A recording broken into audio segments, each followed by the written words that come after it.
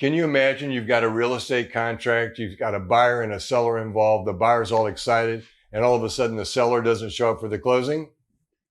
What's that all about? I'm sad to say that's happening more and more in our market. Again, we talk about this being a tricky market, and we talk about the need to use realtors who know how to keep a contract together. But what happens when the seller doesn't show up and you can't execute and transfer the deed? Well, we have a situation right now where the seller did not show up for the closing.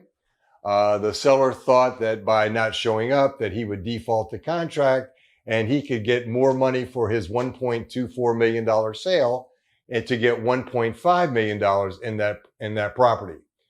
Fortunately, we have the buyer. Fortunately, we use George Moritas as our attorney for closing. And because we use George, everything is done elegantly and impeccably. So that means all the money was in place, all the cash for the 1.24 million transaction was done, everything was ready, and everything was prepared, and we just simply needed a signature. Again, the seller wanted more money, and the buyer decided to sue. George referred us to Richard Zayden, who's a litigator in town, and I got to tell you, he's fantastic. And we initiated a lawsuit on behalf of the buyer. The buyer did this. And now there's an action in place and a countersuit coming back from the seller to the buyer with crazy nonsense things. Again, we know his motivation is to get 1.5 million. We know we have more inventory in the market. We know that prices are stabilizing, if not going down. And when you talk to the attorney, we know that the buyer will prevail. Now, if the buyer prevails, which we think he will, that seller not only is not going to get more money for the property, he is going to be responsible because of the real estate contract for the legal expenses incurred. So that's my buyer's expenses as well as his own expenses. That could be a hefty bill. Make sure you understand the contract.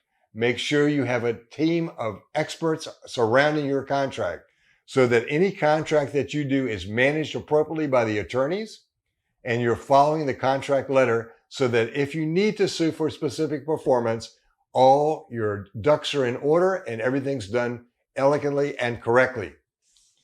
I've heard the same thing from other realtors now. You know, I talked to a realtor recently. She said, I've been crying for the last 3 days.